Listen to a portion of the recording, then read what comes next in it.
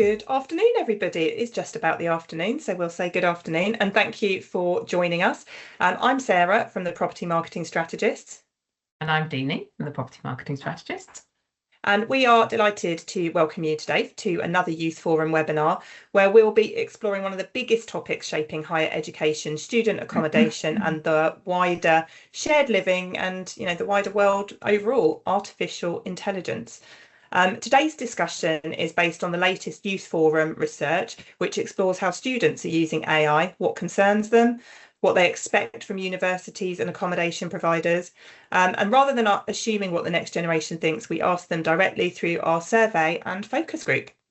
We're joined today by a fantastic panel with perspectives from technology, student accommodation and research. So we'll be sharing some of the key findings from the report to spark conversation and hear how these themes are playing out in practice.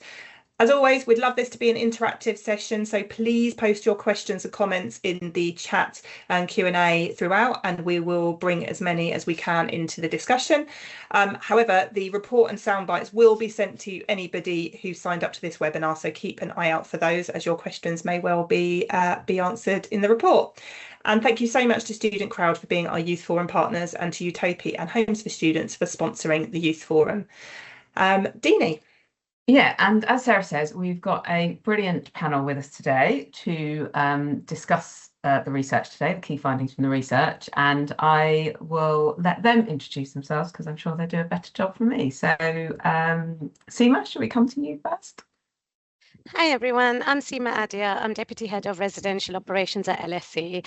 My role is focused more on the operational side of student accommodation, so making sure students receive clear information, responsive support, and a consistent experience across our halls. Thank you, Chanel. Hi everyone, I'm Chanel Turner-Ross, Marketing Director for Europe at Utopi. We're the leading building intelligence platform for the multi-tenant real estate sector. We're basically all about data, all about sustainability, and all about driving asset value around insights. And David. Oh, you're on mute, David. I just wanted it just in case. I apologise. Good afternoon, everybody. My name is Dave Chadderton. I am the Chief Marketing Officer at Homes for Students, Verve Life and Orla. We look after towards 60,000 beds across the UK, and we've got a presence in Europe now, and we also have a build-to-rent platform as well called Verve Life, where we've got a number of thousand beds around the UK. So we see different sides of this from students and from non-students, and we also run surveys ourselves, and there's some correlations that we can see in here as well. So I'm sure we'll get onto that in the discussion. Thank you. So we have some key stats for you to whet your appetite. So of the people that we asked in the survey, and we had about 750 responses, 26% use AI whenever possible. 31% are very likely to use AI tools to research where to live. There are some concerns around AI as well, though. 69% are concerned about AI accuracy. 61% are concerned about privacy. 55% are concerned about the impact on jobs, and 53% are concerned about sustainability. And 71% still prefer mostly human support when communicating with accommodation providers. And we'll be delving into all of this data as well, because it's, as with all surveys, it's nuanced, and we can't wait to discuss some of those things with the panel. So firstly, I guess my initial question is, what was your initial reaction to the research? What surprised you most, and what were the findings? What findings were different from what you expected to see when it comes to AI? If it's okay for me to jump in first, I think I was surprised. Well, I wasn't surprised that there's been an adoption of AI, but I was surprised that the level of that was in the 20s rather than higher. I know we as a group discussed this the other day, but considering this generation will be the most affected generation with AI in terms of jobs, in terms of how they live, I'm pleased that there's some adoption of it, but I do think that hopefully that will increase over time. And then, yeah, I know we'll dig into some things like sustainability, but I wasn't so surprised about that. I was just thinking maybe the adoption rates might have been higher. Yeah, that was my initial thought. Yeah, I agree. I think what stood out to me was how balanced students seem to be. They are using AI, but they're not using it blindly. Like a significant proportion use it for some tasks and avoid it for others. So I really think we need to reflect on these results, not assume that every student wants AI. I think we definitely need to use AI to improve speed of response and how we communicate, but also give students the option to easily transfer to a human if they have a more complex query. And I think it sort of reflects what we see at Homes for Students across the board. We have different ways of, students are all different, even though we talk about them in generations, they all look at things differently. I've got an elder son who's just graduated from PhD. He literally has got one outlook on life, and my younger son's got a different outlook on life. And I think that's reflected in the way that people use AI and the way that they approach AI, and I don't think that's actually generational. I think that amounts to any generation. I think it's the way people look at these things, and they look at whether they feel that they can trust them and whether they feel that something is a threat or not. And I think that's kind of more representative of the different types of people than it is about people about one specific generation, for example. I just want to come back to something Chanel said, which probably feeds into what Seema and David said as well, is I wonder if actually some of AI is so innate in kind of, it's so native now actually that people, when they said they weren't using it, I do wonder if that's actually true, because if I don't think I don't use AI search very much. I probably should, but I don't. But I do use Duolingo, I use Strava, I use Hive, I use Ring, all of these things, and actually they do use AI. So I kind of wonder actually, Chanel, if when we asked the question, if they were thinking we're asking whether you use ChatGPT or Claude, when actually when we're talking about AI, we mean kind of the wider adoption of it, and maybe it is just more native and they don't even notice it. Yeah, that's a good point, because the true quality AI should have the intelligence behind it that, you might not even know that you are using it, or that it's responding to your actions, or that it's enhancing the experience of what you're using. So yeah, you're absolutely right. And I think, what Seema was saying, good adoption of AI should enhance that human experience, whether that be productivity in work. I know we use it so much in it's so embedded in Utopi at the moment that I actually can't really imagine doing having our department function without it. But yeah, you're right. I think a lot of this generation are experiencing it and probably don't even realize. I mean, there's intelligence like Google Analytics. David, I know you've mentioned this before on search analytics. There's so much going on in the background with AI that's enhancing things in a very stealth way. Yeah, what I was going to say was, I think when you look at this question, I think the assumption when you ask the question is that you're asking an active versus passive question. You're asking an active question. Are you actively searching out and using AI? Not, is it happening somewhere in the background? And I kind of think the assumption is there. And I think if you were to have asked it, do you feel that you use AI passively in any part of your life? Does your car have some level of AI, or does I think a lot of people would have said, well, yeah, probably. So I think the numbers will be different, and I think it's really about the sort of active use. People actively using ChatGPT for their studies, or people are actively using it for helping them to write something or generate a website or whatever it is. I think that's the concept around how people answer the question. Could be wrong. Yeah, it's a conscious or an unconscious action, isn't it, sometimes? Yeah. The research did find that 71% of students still prefer human support. And I think, as we've mentioned, it was really nuanced about those that are kind of pro kind of AI and those that are more wary about it. Where do you, in your own organisations, where do you think that line is around making sure we're optimising with AI and making sure you've got that human interaction when it's required?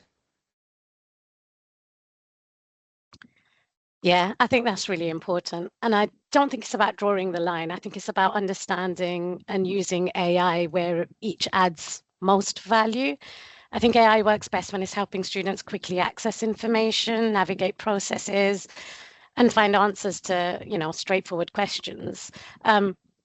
But I think we need to be more cautious is when a situation requires judgment or empathy. So, for example, a student has medical requirements and is looking for accommodation. It needs to be easy for that student to speak with a human who can help and provide the relevant information to them.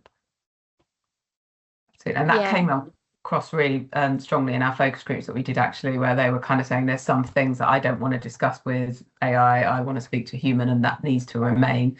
And that's, much more about that personal residential experience, I think. Sorry, Chanel. No, I was just going to say, it's a time in history where there is so much else going on other than AI as well. We know that this resident community has talked about isolation, mental health, there's wars going on, there's climate risk. So I can understand why 71% have gone, do you know what, there are just some things where I want to trust a humans on the other side. I know our experience with it at Utopi, we're in the game of data. It is so important for us to make sure that we have the right guardrails in place, and that ultimately has to happen from, human input at this point to make sure that people's data isn't being shared in ways that it shouldn't be. But we're believers that, AI should enhance the human experience, and, AI can enhance that in the most basic form, whether it's productivity, efficiency, but there's so many other ways it can enhance us. But for us, we're believers in doing so with guardrails. Our CTO, Folk, one of our co-founders, refers to it as, a young child or a toddler. You probably want to supervise it, especially initially, until you can really trust it and it grows and matures. But right now, it's probably a bit young to be left on its own to go rogue for some tasks. And what I would actually say is that what was interesting is, as we were all joining the chat and as people were joining, the number of AI note takers that popped up wanting to be approved. I mean, clearly we're all using it from a productivity perspective. We're all using it to take away some of the laborious tasks that sort of come away. And, a number of people will have an AI summary from this particular chat, and they will be able to look at things and go away and work out if that can work for them, or if something, if something that one of us said, can move forward, they can move forward with it. So we're all using it, we're all embedding it, and we're all using it to be more productive. And I think we'll get onto it in a moment, but there's a concept around the trust aspect. And I think trust is a bigger thing than just AI. I think that there's an element of trust. And we were talking about then just speaking to one person, trusting that one person with some specific sensitive information, some personal information. And I think that's kind of where it has a bit of credibility to gain and a bit of trust in the whole AI process. I think that is a really good point, David. And just like when you're talking there, I was thinking about most new technology, when it comes in, you're going to be like, is this really going to work? Is it going to do what it's going to say it do? And my immediate thought came to like Y2K. It's kind of, in some respects, it was like the world's going to end. You're showing your age there, Deenie. Everyone knows. I'll tell you what. I'm going to jump a couple of years earlier than that and just jump in there. Actually, I remember having conversations when text messages became a thing, and people going, text messages? What, you've got to type in like 140 characters? Why wouldn't you just pick up the phone and call people?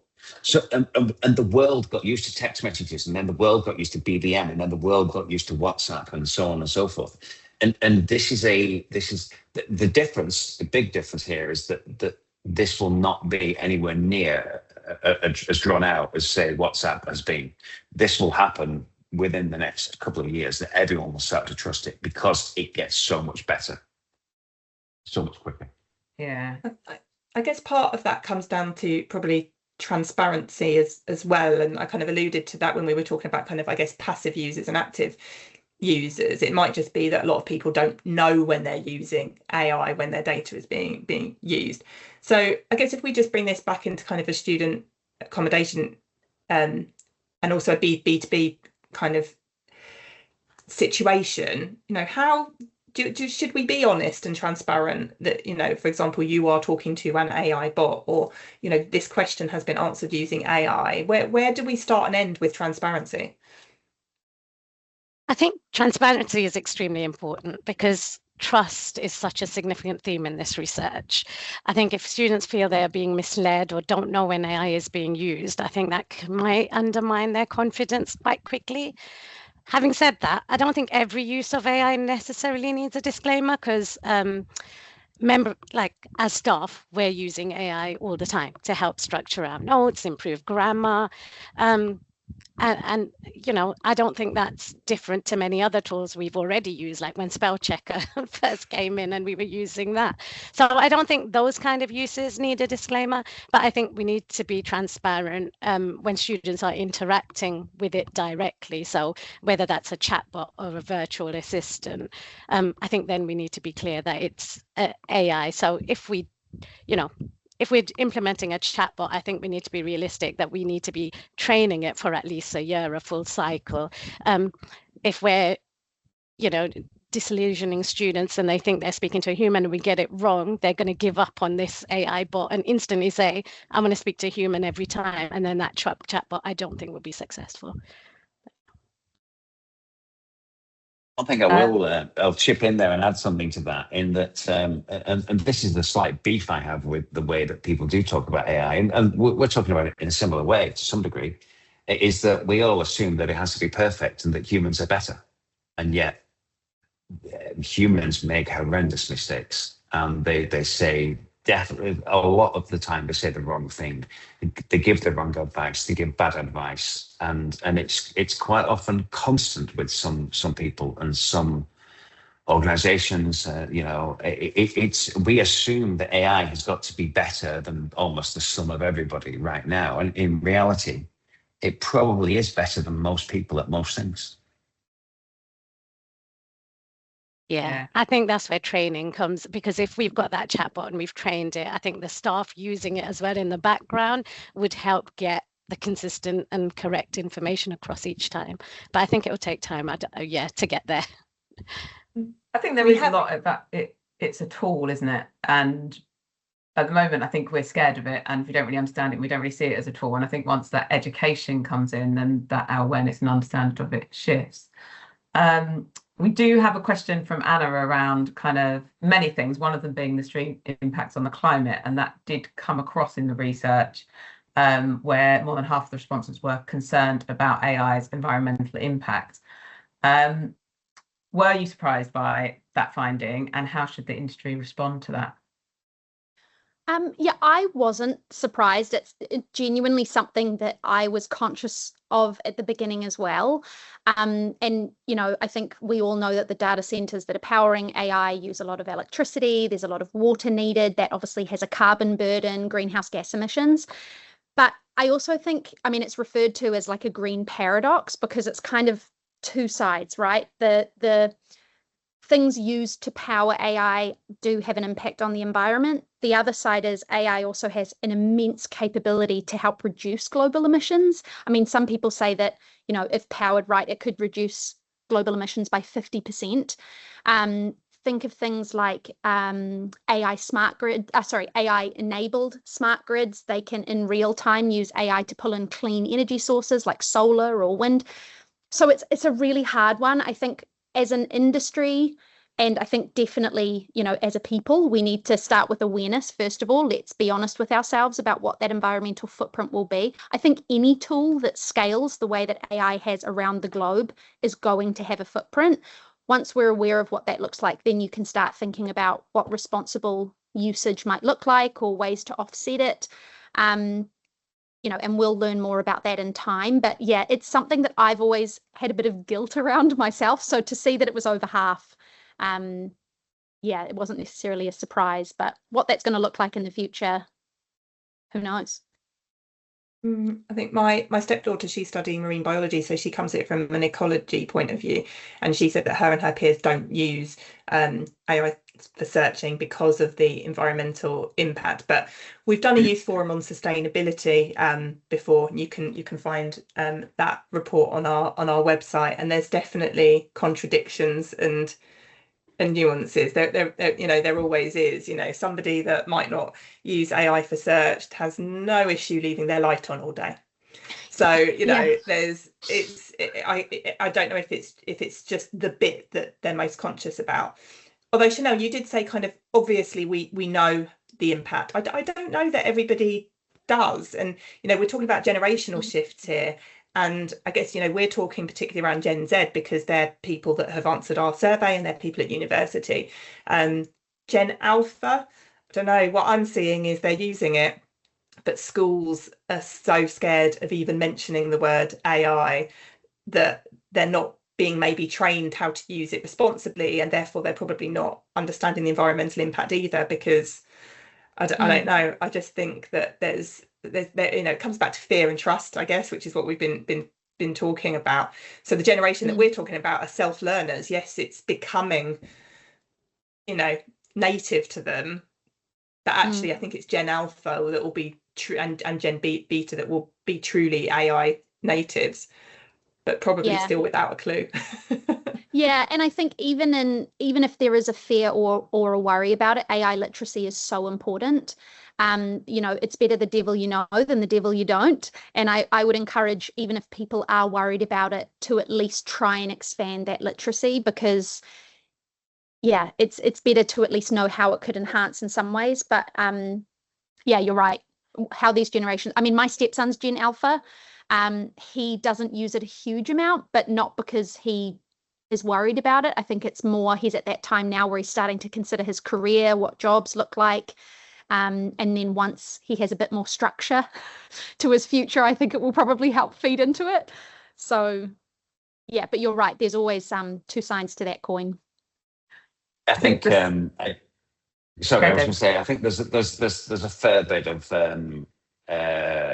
lack of awareness of many other things that happen in the world as well. AI is the current one that we're talking about, but global wars, many things. I don't mind saying this openly, but 20, 30 years ago, it was a relatively regular occurrence when I was flying over the North Sea that in order to go back and land, as in the Air Force, in order to go back and land, we would dump fuel. Literally, just fuel would just go out the back. I'm not proud of it. I'm just saying it, and that happens globally everywhere.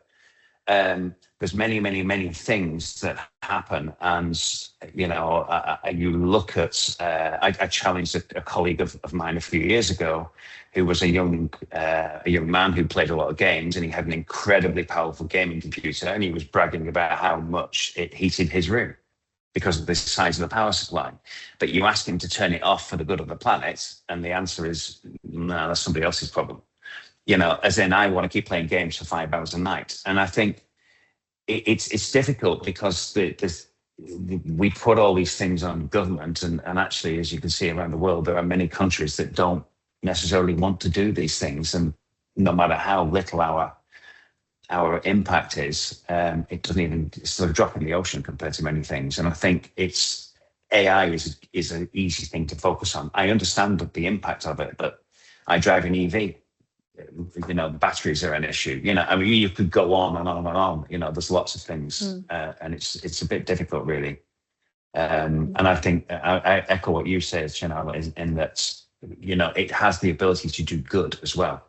It's solving mathematical problems. It's solving medical problems. And I don't just mean doing good. I actually mean those mathematical solving problems could actually make something more efficient. So we get more power or more energy out of solar than we ever did before, and therefore it becomes a multiplier.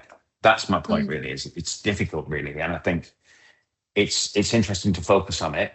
And I think it's an individual and hopefully a global collective decision, but there are many things that happen around the world that impact the climate that we have no control over.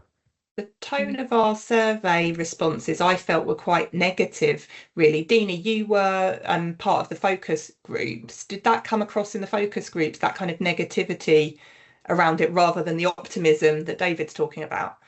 I agree. I think when I was in the focus group, the thing that I was so surprised was that they were keeping the use of AI to very specific tasks, and largely that was around study and work related. And actually, we had to kind of prompt quite hardly about what about other things that you might do on AI. And I think what came across is that I think their awareness of its limitations and its risks, which I think is a great thing. And they were very aware that if they're using it for more personal things, that it's going to tell them what they want to hear, not necessarily a balanced view. It's going to, if they're talking about you know, how they're thinking or feeling, it's going to reinforce their feeling or feeling and get into those echo chambers. So I think they are very, very aware of its limitations and its risks. And I think that is the right place to be, because then it can develop with that understanding and that awareness inside. And I think and maybe this is my assumption, but I think there is an assumption that that generation is optimizing AI, is using AI for everything, is loving AI for everything, and actually they're growing with it and developing with it, but they're also wary of it. And I think that is quite interesting. I think something for us to remember. And as we've been talking, I've been thinking about kind of the transparency, and should we be saying this is AI? And we're not actually doing that right now, because as we said at the beginning, people are probably, AI is touching their lives in many different places, but no one knows about it because we aren't being very transparent as a country or an organization, or, you know, not necessarily from smaller levels. And that's going to be very difficult to unpick in that respect. And I guess the other thing that I just wanted to come on to is the other thing that really not surprised me, I guess, but actually I think it was 55% are concerned about the impact on jobs, which is another point that Anna picked up on. And I think that is something that, again, that they're understanding that it has these massive benefits to them that can be used, but also aware that actually what's the impact of me on that. And I think that is something that from a university perspective around you know, preparing people for that world with AI is quite interesting. I think I was surprised in a way how low the concern was around entry-level jobs in terms of you know, you see so you see the news, you see many developing developer type companies like Microsoft, Oracle, and so on, that they're shedding jobs at certain levels. You see many other people doing it as well, and I'm talking about sort of solicitors' jobs, you know, entry-level solicitor jobs. And I'm surprised that there wasn't slightly more concern around that, because I'm not saying there should be. I'm saying I'm surprised there wasn't more concern around it. I think people will drift into different things and find different things, but the reality of it is that some of those entry-level areas are almost disappearing. Yeah, and I guess that comes back to the sort of transparency thing, because there's probably lots of job opportunities in AI that can be enhanced by AI that are, you know, we don't even know, and, you know, nobody knows what the future jobs could be because of AI. So yeah, like I said, it's probably the kind of maybe the not knowing, or that generation. I wonder if we're just, the people that we've asked are just slightly enough through their university degree to kind of still be focused on that career, because, you know, they made those decisions on going to university almost, you know, from GCSE level, which is kind of sort of pre the big kind of, you know, AI focus as well. So this is, you know, it may well be generational. I want to talk a little bit more in practical terms about student accommodation particularly. So I think Seema and David, you've probably got some really good examples here of kind of, you know, where do you think it is appropriate? Robin asked this in the Q&A as well, kind of, you know, where is it appropriate? Where can it enhance an experience, you know, based on, I guess, what the students do want to use AI for? I think AI can add value throughout the whole journey, but particularly where students are looking for quick access to information and faster answers. I think one thing we know about today's students is that they're used to getting information quickly and they value convenience. So I think from my experience, students don't want to wait days or weeks for an answer if technology can help provide one immediately. I think an example at LSE that comes to mind, I think back in 2019, we moved away from an application-based process to a hotel side booking system. So previously students would, you know, submit an application and they could wait up to 28 days to find out what room type they had been offered. Now, in our student satisfaction surveys, you know, the ease of use score is up to 79%. And I think this is an area we can really improve on by using AI, because if you provide the students with the answers quickly and it's accurate information, you're more likely to turn that into a booking. But I think throughout the whole journey, you know, once the students are in-house, they have different kind of questions. And I think AI can really help with the reception queries, and help staff as well. You know, they're dealing with the admin, general day-to-day admin that takes them away from the student interactions at the front desk. So I think, yeah, I think AI can be used throughout the journey. I just think we need to be careful and have those human touch points as well, where students can switch and have human touch points. I couldn't really agree more, to be honest. I think the concept around building a community and making people feel comfortable, making people feel seen when they live with us is super important. And AI can enhance multiple parts of the journey. I mean, it's one thing that we probably could tease out, maybe if we were to look at it again, would be the concept around students don't really, 71% of people don't fully trust AI, or was it 69%, sorry, don't trust it because of the accuracy. But I'll bet you any money, many of them jump onto ChatGPT and say, what's the best student accommodation to live in? And they will probably get a list of answers, and they will trust those answers to be somewhere close to relevant. And I think, I don't want to keep bringing it back to trust, but ultimately, I think it's areas where we can enhance the speed of delivery of basic things is where it's really important. And then hopefully most of us will have that human touch in and around you know, how we interact with our residents throughout that journey. You know, there will be ways in which us and many other companies can use AI to enhance things like maintenance and you know, and delivery of repairs and so on. There's a lot of sort of side uses of AI that come in, you know, that we're maybe not anticipating just yet, but will just help us. You know, it could be, I'm not suggesting anyone does this, but it could be softening an email, you know, that you're going to send out on a debt collection, or it may be that you want to harden the email on a debt collection. There could be many things where you can use AI just to enhance what you're doing. And I think that's the sort of stage that we're at the moment, is working out where it really fits into the whole game. Yeah, I think that also came across in the focus groups around that. How we use it is learning, because a lot of people in the focus group said that because they were in their second or third year, they didn't use AI to search for their first year accommodation because it wasn't a thing that you did back then. So therefore, their process of searching for accommodation is the same for their first year, because that's what they did the first year, and you just repeat the exercise. And I think if we did the survey again, we might start to see different results, because AI is so much more prolific than it was now. Do you know, are you seeing anything different with this year coming up, or what do you think we might see different with kind of if we looked at the next generation to come up to university? Well, I mean, we've asked sort of AI questions on our investor in students and global student living surveys for the last 4 surveys, maybe 5, I can't remember now.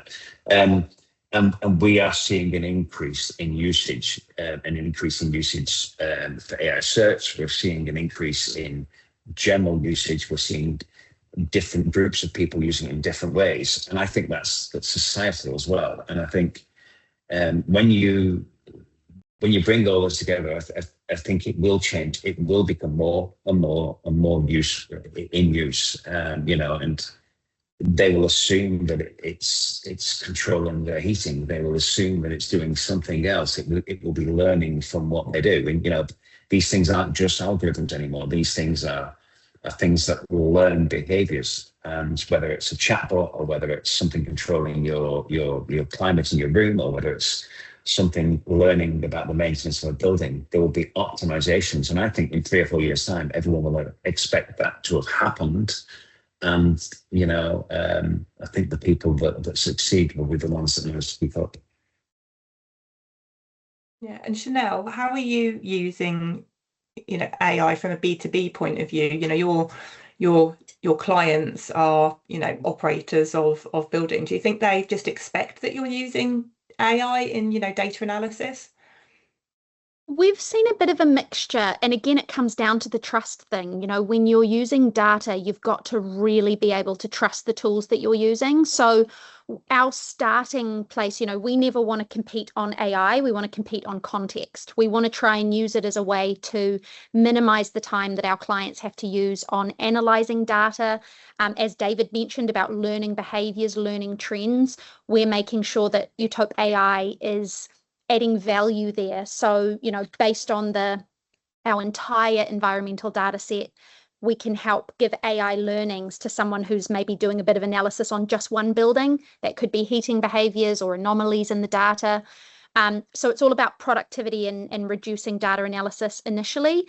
But a big part of what we're doing is understanding that what AI tools people use are very different across organizations, across, you mentioned Duolingo, what people use is very different. So we're making sure anything that we're building in the AI landscape is NCP ready and able to talk to other AI tools, because it's all very well for us to say, oh, come to the Utopi platform and AI will make your life easier. But if people are working in Claude, then it's better to actually meet them where they are with those AI insights and all that intelligence.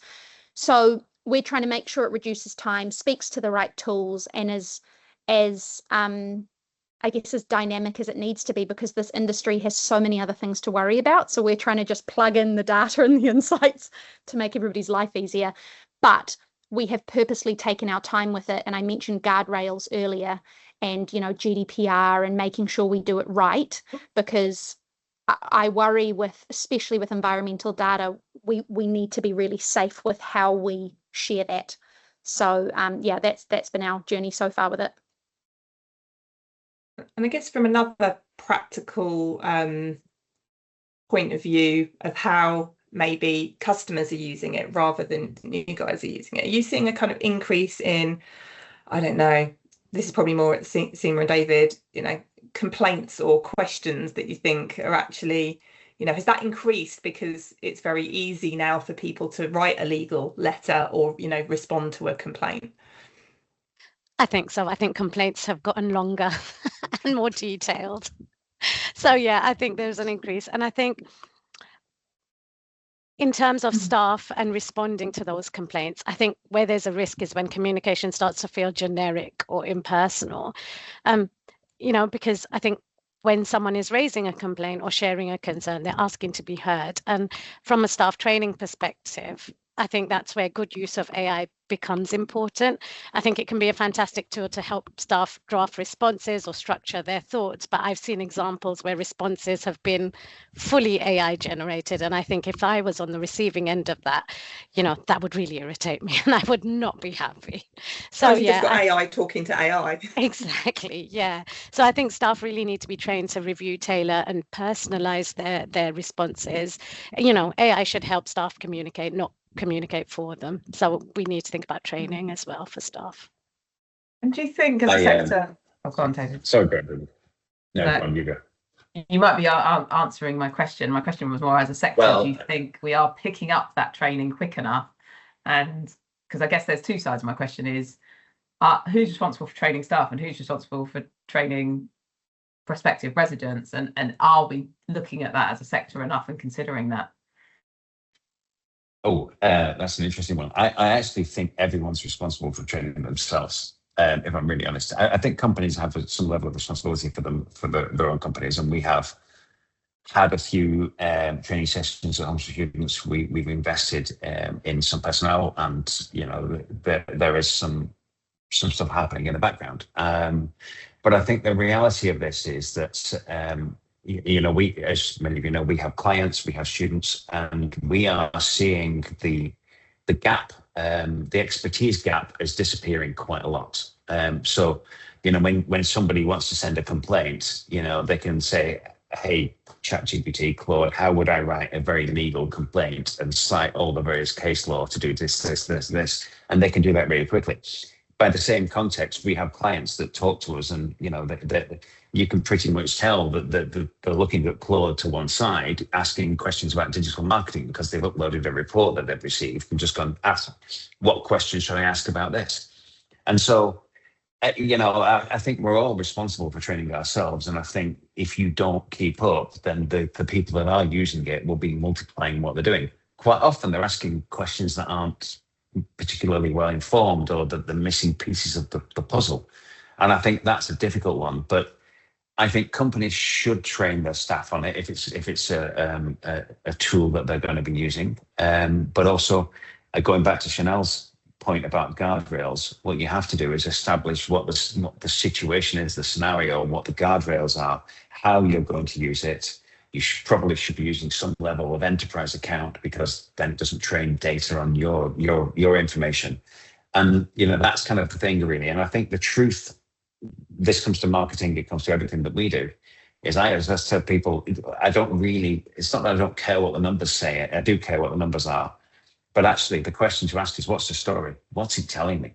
And I think AI can help you get there a little bit quicker. And I think when you talk about training, it's how to help your staff ask the right questions to then get the right answers back, and then interpret those answers and remain a level of expertise that maybe ChatGPT doesn't have.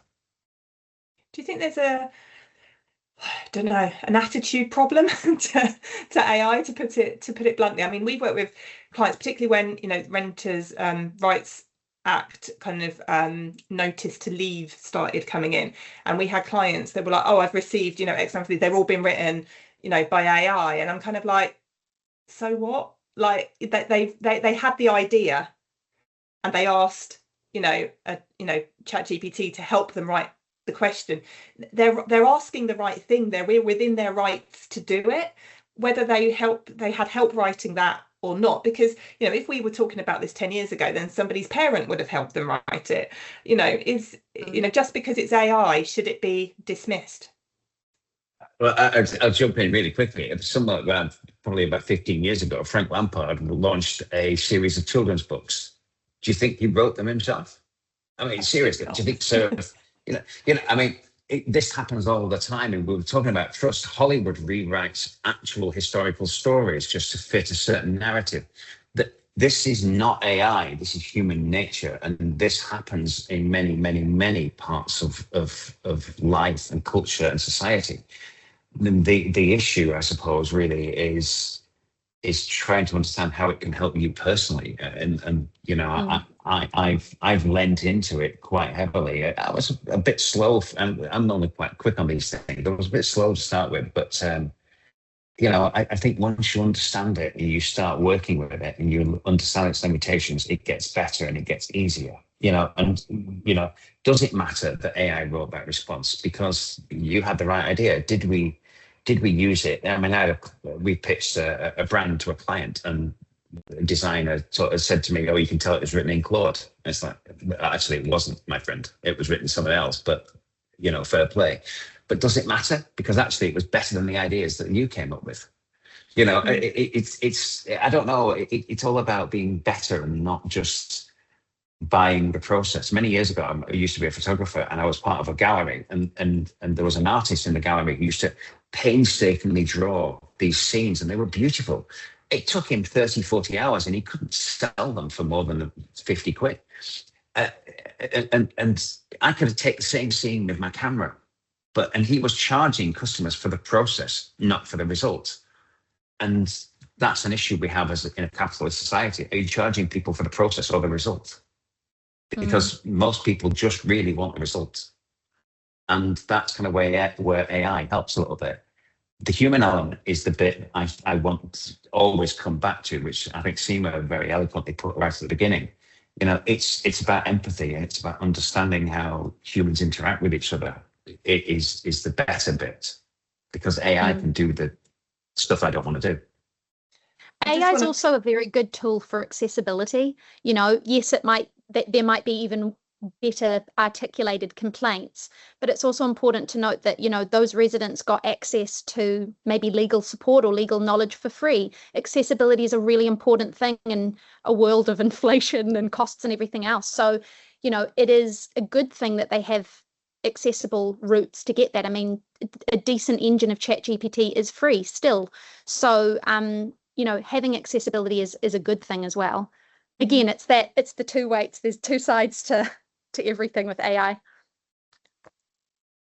I think Deenie and I were working on something yesterday, and Deenie is much more of a whiz than I am. But you were saying, Deenie, weren't you, that like dictating things, actually that's made a massive difference to people with dyslexia, for example.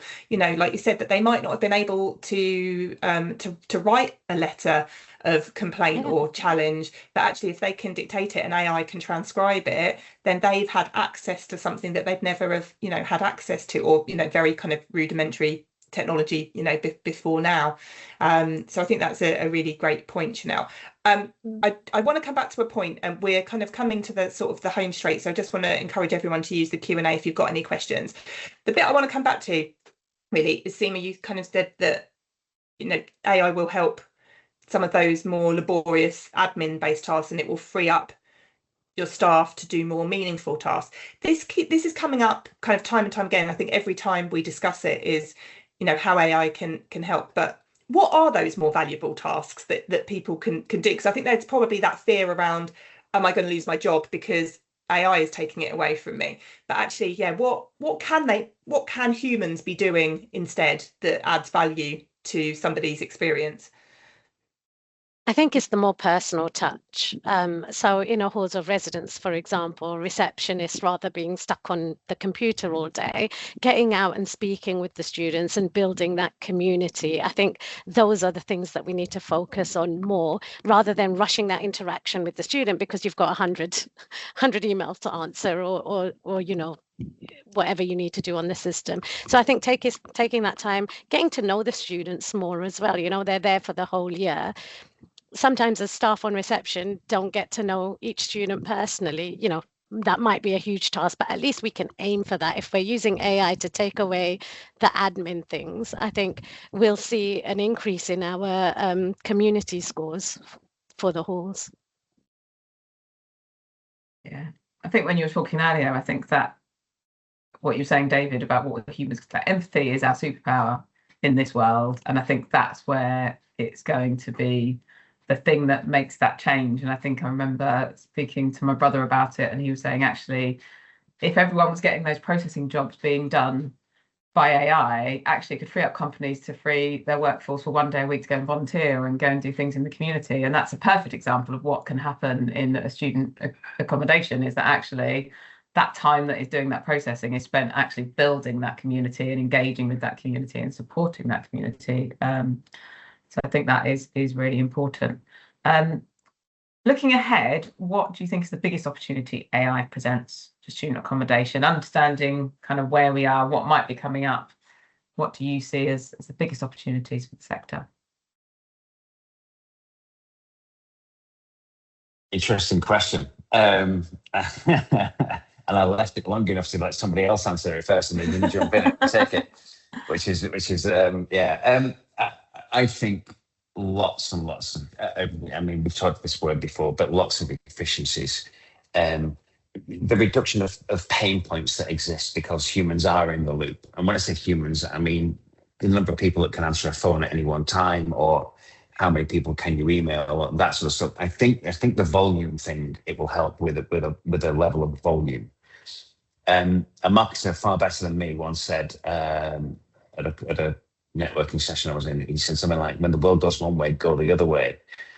I think it's a little difficult to go the other way with AI, but I do think that what you should do is lean into this human side of it, and use AI to take away those difficult tasks. And I think the future for PBSA is actually being better informed, analysing surveys far better, far quicker, with more detail, with more nuance, looking at the information and then using that and then rolling it out much quicker than you ever could do. I mean, 3 years ago, we did a piece of work based around rebookers and satisfaction that we did off the back of a GSL survey. And my son wrote a script for us in Python. It took him 2.5, 3 weeks to write it. We then messed around with it. It took us quite some time to get it done.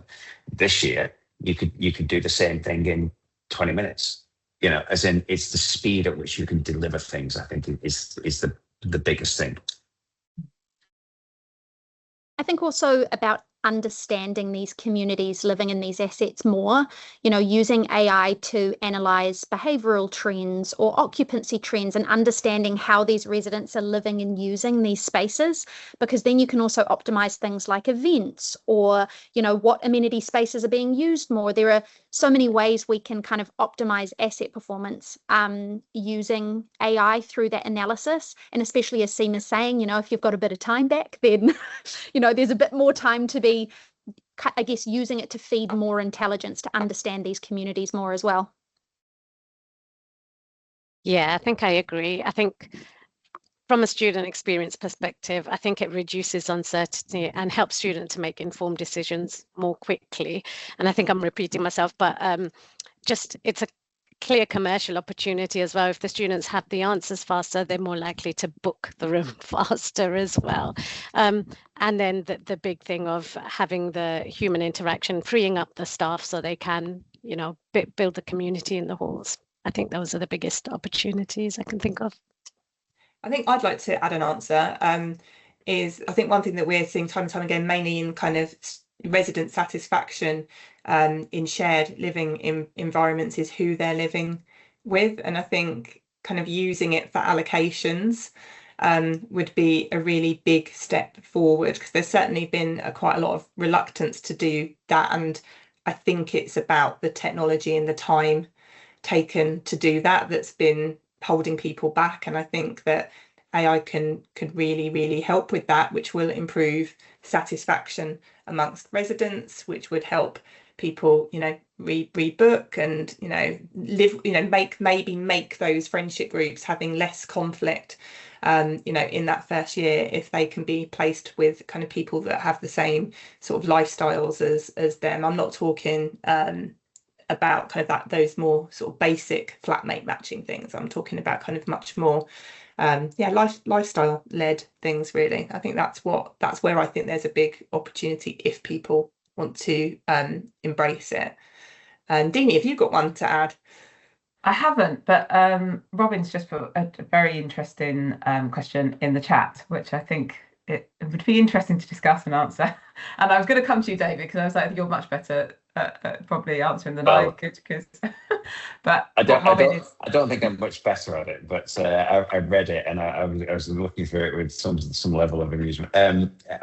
First of all, I will say actually that the core part of the question that is in the chat about students using AI for searching for accommodation actually is no different to what Google.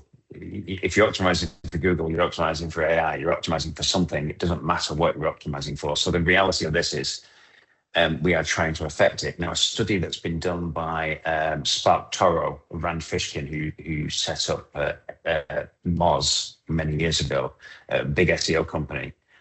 He's got a company called Spark Toro where he looks at brand mentions and audience building. And they've done a study and they did 1,400 prompts multiple times for the same thing, and they got completely different answers every single time. And this very simple thing around this is there is not necessarily any one thing you can do to help your accommodation surface in AI. There are things you can do to sort of help the general concept around it. But focusing on just fixing one thing will never, it's the same with SEO, will never actually do everything else. It's a bigger reputational piece that sits around this for most companies. And I think it's slightly uncomfortable, but the brands that get this right first will be the ones that stay surfaced. And I think AI is a great leveler because it allows a lot of people to build a lot of things very quickly, but equally you've got to do it in the right way. And it's like an invisible first click is how I call this. AI search, you just don't know what's happening. You don't know that your brand has surfaced in AI because whenever you do try and check it, you get different results every time. So you'll never see the same thing. What you will see is a general theme around the sort of companies that do appear there. And I think I can't really answer the question because it's an amusing one because it actually hasn't changed from an SEO perspective. I think we said in our briefing call that, this is a research tool.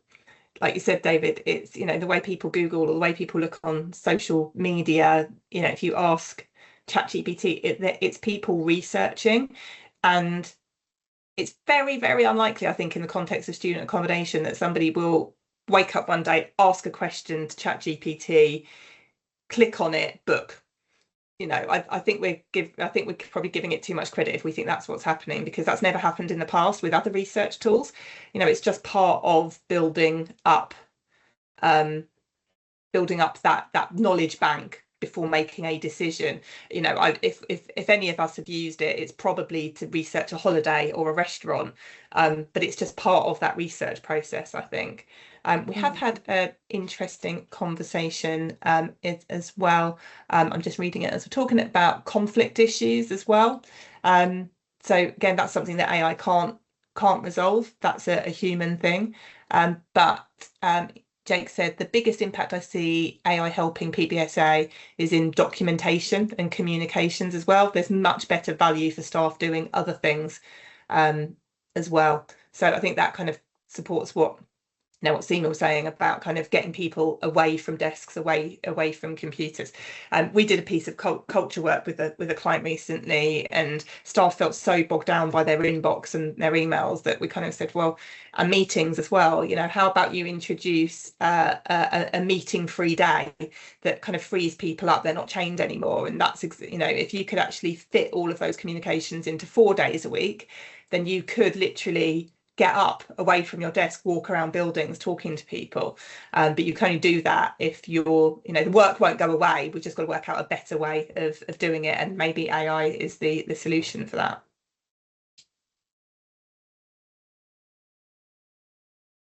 Deenie. Yeah, I guess just one final question before we finish is, I guess, generally what your, like we asked this in the focus group, is kind of what's your scale of 1 to 10 where your positivity around kind of AI in terms of kind of, I guess, benefiting the sector and supporting you as an organisation. Where would you put yourselves in that? I think I might know where you might end up, David. Seema, do you want to start? Let's go with Seema. I think that's an interesting question. I think AI is fairly new, so obviously a lot of people are nervous about it. But I think I'm really excited. I think I want to see how this goes. So I think I'd put myself at 8. Now? I think I would say, personally, I'm probably 8 or 9, similar to Seema, but it's important to note that a year ago, I was probably 3 or 4. A big reason why that's gone up the scale is because my understanding of how to use it, my knowledge has grown. I've been able to fail with some projects, learn from it, do better, understand what AI hallucinations look like and try to sidestep them. I would say with Utopi, and of course I'm going to say this because we're in tech and innovation, but I would say it's 10 out of 10. I mean, our product team alone have seen something insane, like an 800% productivity increase. We are a really small team. We could not be covering as many bases as we're covering without AI. So I would say for Utopi, 10 out of 10. And for me, the only reason why I'm stopping at 9 is because I still have a lot more to learn. But we're I would say very positive and optimistic on our side. David? I'm pretty much a full on 11 or 12, I guess. It's I sort of did this and didn't do it, but some years ago, many years ago, I had an idea for a game, and I couldn't build it. I couldn't afford to get it built, and I'm building things with AI now that 4 or 5 years ago would have cost me £50,000 with a development agency, and I'm doing them for maybe £100 really quickly, you know, in a fraction of the time. So this is like the adventurous playground for me. This is just wonderful. I am. It's all the ideas I have. I can make a reality now really quickly, because I haven't got the time to sit and learn C++ and Java and Python and then become really competent to a point where I can do these things. But I can now press a button and it happens inside 5 minutes. And that for me is just the most amazing thing. And I think, is it going to be good for society? I really don't know. Time will tell. But in reality, I'm excited by it. Sarah, do you want to answer the question? Oh God, no, I'm absolutely terrified and I'm absolutely useless at it as well. So I think I'm quite optimistic about the opportunities, but I think where I am in learning is very, very low down. I'm reluctant to change. So every day is a learn. I know I have to, and I have to move forward. So, but let's have this conversation again in a year and see where we're I'll at. ask you the same question. Cool. We have run out of time, but thank you all. That was a really interesting discussion, and I know I've still got lots more questions, but thank you very much for your time. Thanks to our panelists and all our audience for joining us today and taking an interest in our data. We did create the Youth Forum to provide the sector with free insight, so please do access all of our reports and sounds bites so you are able to make use of that within your organisations and teams. They're on our website and on our YouTube channel. Links have been shared in the chat and Q&A part of the webinar, and the full report and focus groups will be sent to you as soon as it's launched, so do keep an eye on your inbox. And we'll be creating new insights later in the year. But for now, thank you so much for joining us, everyone, and thank you very much to our panelists.